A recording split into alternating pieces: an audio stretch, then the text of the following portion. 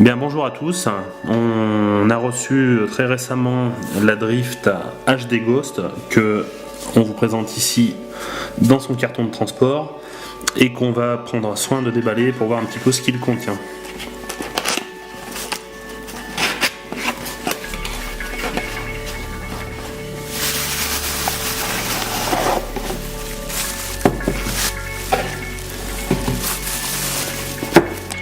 Voilà. Donc on a un emballage qui est soigné, la caméra est bien protégée. On va pouvoir regarder en détail ce qu'on trouve à l'intérieur de cette belle boîte qui fait vraiment une impression de qualité dès l'ouverture.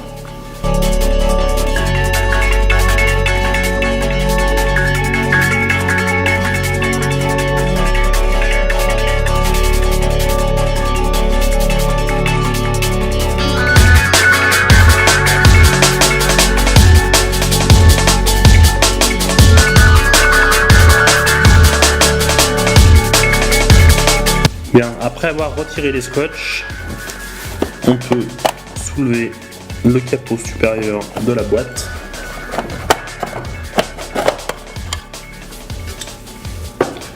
Voilà. Et récupérer la caméra ainsi que son contenu.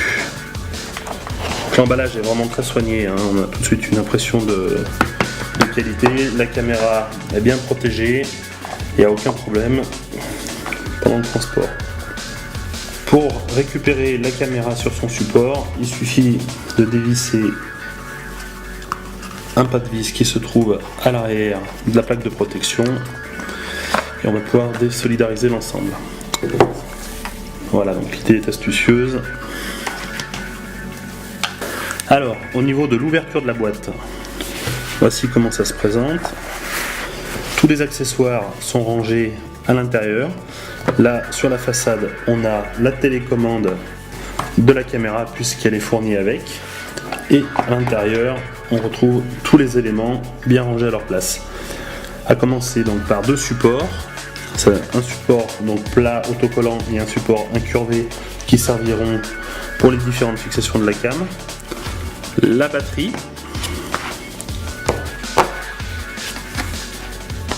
Le pas de vis qui viendra se clipser dans les supports pour mettre en place la caméra où on le veut. Un autre support, quelques autocollants, le mode d'emploi. Ça, c'est un second capot qui va à l'arrière de la caméra qui lui n'est pas étanche et qui permet de brancher des micros pour améliorer la prise de son par exemple. On a d'ailleurs le câble micro, la connectique USB pour relier la caméra à un ordinateur et enfin la sangle à velcro qui permet de fixer la télécommande. Alors, comment se présente la caméra? La Drift HD Ghost dispose d'un écran latéral Gorilla Glass qui est supposé être inrayable, devant la lentille qui pivote à 300 degrés si je dis pas de bêtises pour permettre de garder l'image droite sans avoir besoin de faire du montage vidéo lorsque l'on tourne la caméra selon son mode de fixation. Et puis à l'arrière on a le capot du boîtier étanche par défaut à 3 mètres, ce qui la distingue des autres action cam, qui suffit pour démonter et de dévisser.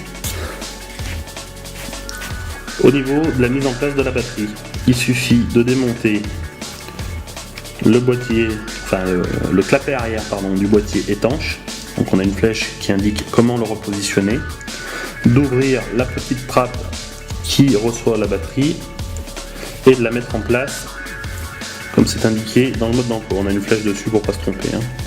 Donc attention à bien la pousser au fond pour pouvoir refermer correctement la porte et bien verrouiller pour qu'elle tienne en place. Voilà. Il nous restera à introduire une carte micro SD et à refermer le capot en prenant soin de le faire correctement parce que si l'eau venait à rentrer, il y aurait un vrai souci là. Voilà, donc là la caméra, maintenant avant de fonctionner, on va s'arrêter là. On doit faire une charge complète pendant 4 heures de la batterie. Bientôt, on pourra vous proposer des vidéos de démonstration de la caméra en situation, en image naturelle non retouchée pour voir un petit peu ce que ça donne. Voilà, merci, à bientôt sur VTT Camp.